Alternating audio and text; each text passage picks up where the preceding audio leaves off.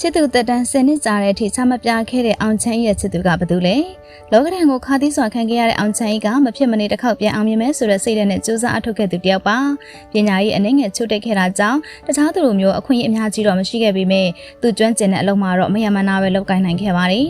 အင်္ဂလိပ်စာမတက်ဘူးဆိုတာကိုတော့တကယ်တမ်းဝန်ခံပြောပြထားပြီးတော့ပြည်သက်တွေနဲ့ပေါင်းသင်းနိုင်ခဲ့တာကြောင့်အားလုံးကလည်းသူ့ရဲ့ယူသားမှုကိုဝိုင်းပြီးတော့အားပေးခဲ့ကြပါတယ်။ဆယ်လီတယောက်ဖြစ်ပေမဲ့မာနမကြီးတာကြောင့်သူ့ပုံစံလေးနဲ့နေတတ်တာကြောင့်လည်းအနုပညာရှင်တချို့ကတော့သူ့ကိုချစ်ခင်ကြပါတယ်။ဒီလိုယူသားမှုကြောင့်လည်းလူအများရဲ့ချစ်ခင်မှုကိုအမြဲတမ်းရယူထားနိုင်ခဲ့တာပါနော်။ဆယ်လီတယောက်ဖြစ်ပေမဲ့အောက်ခြေမလွတ်သွားပဲသူ့ရဲ့ပုံစံလေးအတိုင်းနေထိုင်တတ်တာကြောင့်အနုပညာရှင်တွေကချစ်ခင်အားပေးခဲ့ကြပါတယ်။ယူသားတဲ့စိတ်သက်ကြောင့်ပဲလူအများရဲ့ချစ်ခင်မှုကိုရထားတဲ့အောင်ချမ်းက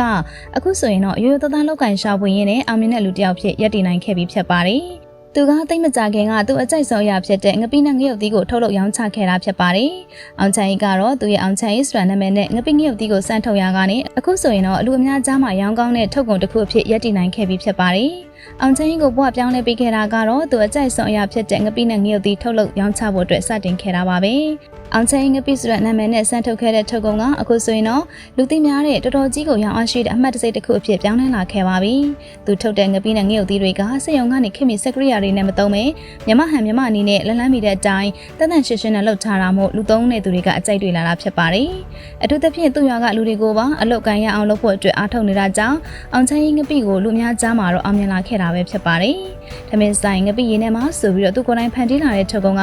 အချိန်အနည်းငယ်အတွင်းမှာပဲလူသုံးသူတွေကြားမှာတော့အရသာအရှိဆုံးလို့သတ်မှတ်ခံခဲ့ရပါတယ်။ဘယ်လောက်ထိရောင်းအောင်ကောင်းနေပါသလဲဆိုရင်တော့တရက်ကို300လောက်ကိုရောင်းနေရပါတယ်။တချို့ရက်တွေမှာဆိုရင်ဒီထက်မကပိုရောင်းနေတာမို့ KB ထုတ်ဖို့တောင်တနေရာစီခွဲပြီးတော့ထုတ်နေရတဲ့ထီပါပဲ။ထုတ်ကုန်တစ်မျိုးတည်းနဲ့တရက်ကို300ရောင်းချနေရတဲ့အောင်ချမ်းဟာတကယ်ဘဝအောင်မြင်မှုကိုစီမံထိန်းသိမ်းနိုင်သူတစ်ဦးအဖြစ်ရပ်တည်လာပါပြီ။ထိုင်းနိုင်ငံမှာအင်ကိုဖြစ်အရင်က2သိန်းလောက်နဲ့တကူရဲရောင်းရင်ခဲ့ရတဲ့သူကတော့အခုချိန်မှာလူလူကြားမှာချစ်ခင်အားပေးခံရတဲ့စီးပွားရေးသမားတစ်ယောက်ဖြစ်လာခဲ့ပါပြီရှင်။သူ့ရဲ့ငပိရောင်းရင်နဲ့လူတယောက်ရဲ့ဘဝပြောင်းလဲလာပြီးအောင်မြင်တိုးတက်လာတာကဒီနေ့ခေတ်လူငယ်တွေအတွက်တော့ခွန်အားရစရာသက်သေအဖြစ်ရပ်တည်နေပါတယ်။ခုဆိုရင်တော့အယိုးသားကြိုးစားပြီးတမိုးကြီးကားတွေဝန်နိုင်တဲ့အပြင်ခန္ဓာလှပတဲ့တမိုးကြီးအိမ်ကြီးကိုပါစတင်ဆောက်လုပ်နေပြီးဖြစ်ပါတယ်။အခုလိုအောင်ချမ်းတရားအဆက်ဆက်အရာအဆင်ပြေတဲ့အခါမှာသူ့ချစ်ရေးကိုစိတ်ဝင်စားလာကြပါတယ်။ချစ်သူတက်တန်း10နှစ်ကျော်ကြာနေပြီဖြစ်ပေမဲ့လူသိရှင်ကြားဆမပြဖြစ်တဲ့အကြောင်းရင်းကိုပုံမှန်လင်းလင်းပြောပြလာပါတယ်။အချစ်ဆိုတာလူများရှေ့ထုတ်ပြနေဖို့မလိုပါဘူး။ချပြပြီးမှလန်ခွဲသွားကြတဲ့သူတွေလည်းအများကြီးတွေ့ဘူးတယ်လို့သူကဆိုပါတယ်